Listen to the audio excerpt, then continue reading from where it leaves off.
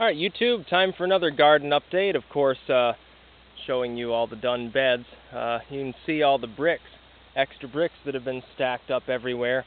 That bed's done. This bed has been cleared out. The iris is gone. The iris in the path is gone. The only things in here right now are the lilac and this little tree, which is going to be pulled out and moved. The lilac's staying. It's decorative. Here I moved the false dittany. Thankfully, it looks like it will survive. Put a couple of those pink bushes in. Those always die back when transplanted. I put in irises too. But this is the false dittany. It needs a sunnier location anyway. This was already dying back before. It's probably because of the dry weather. Hadn't gotten watered in a week. And you can see here, this bed's done. So that one's, that's about the maximum width where I can work on both sides. The other three there are one brick shorter, and then the one on the end I just sort of threw in. That'll be, I don't know, I'll put some irises in it or something. But this bed is done. I haven't mowed this old fringe yet, but I moved it in a bit on all sides and redug it. And in the middle, where the path's going to be, of course, right now there are a couple of tomato plants. I'm just going to leave them. They're still producing. In a week or so, when they produce basically all they will, then I'll, yank them out. This bed I've put the border in, so I know where the bed's going to be. That'll be the next one to be done. It's going to take a while because that one, 80% of it was already bed, and same with this one. And you can see the difference in soil. This rather light, yucky soil, and then this, which is more crumbly. It's mostly cow shit, actually, and what I'm going to do is scrape all the dirt from over there that's usable into this bed as well. I had to on the end. And see, this is where the bed used to be.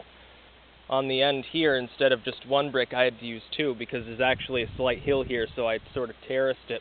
And that actually looks pretty nice. I'm going to have to do that on both of these beds on the sides.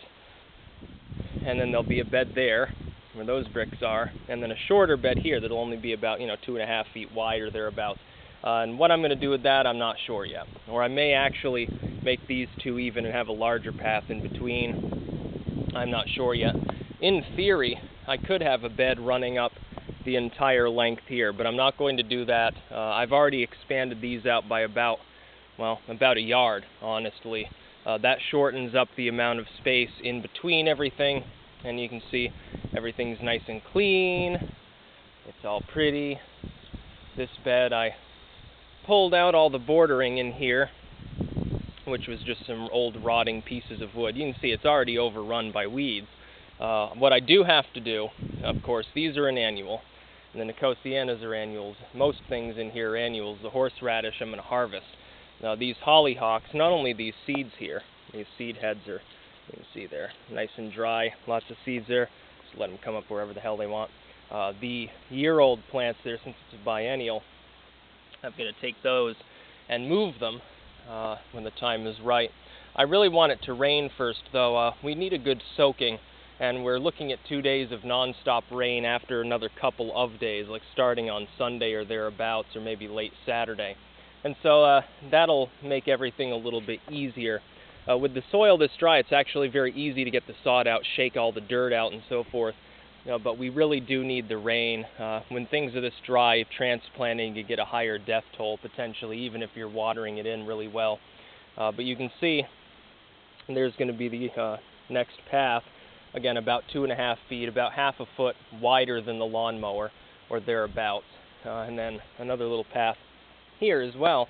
This is all like improved dirt. It's just sort of been scattered around. That used to be a bed, since all that stuff is now in here for the most part.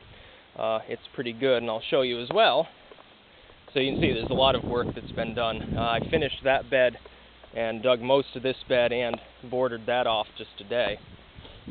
I also took 5 nice clumps of chamomile and put them in. You see how nice and green they are compared to everything else. Chamomile doesn't care if it's a drought, especially Roman chamomile. It doesn't care how much you abuse it, it'll still survive.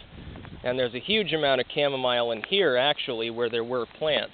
You can see those are all chamomile. Now I'm going to try to transplant them all. What I want to do is, if I can, if I have the time before it gets really cold, what I was hoping to do once these lilacs and stuff are gone is have a little tea garden in there. It's not like I don't want flowers in here, but I mean that's a utilitarian flower as well. You can harvest it and make tea. And then I'd have a nice little area over there for chamomile, because that's over there is perennials. And then this would be the tea garden. This one will be the herb garden. Again, what it was always supposed to be. I'll have 5 vegetable beds over here, crop rotation, and one over here. And actually this one's about the same size as all of those. It's only slightly smaller. So I'll actually have 6 fairly nice vegetable beds. I can get in on both sides. I can mow around them and edge around them properly. It'll be perfect. It'll be very easy to maintain compared to what I'm used to dealing with. And also, like I said before, this space in here will be much more efficiently used. That is, there won't be giant areas of grass and then giant areas of dirt where I can't even get into the beds without actually stepping on the dirt, potentially compacting it or harming roots or whatever. So it'll be a lot easier in general. And in the future, what I might do, if I have the time, the money, and the inclination, I might expand these out another 4 or 5 feet till there's only maybe 4 feet in between these beds and those beds, and put in a bunch of pea stones, literally like rent a rototiller, rip all the grass out, say be done with it, pour in a bunch of pea stones or gravel or cedar mulch or something like that. It'll be easier to maintain too. That's actually, it'd be nice to do that. It'd be easier to maintain, that's for sure, but the terracing work actually, because this area of ground is not quite even, that's actually going to occupy almost as much time as ripping out all of that sod.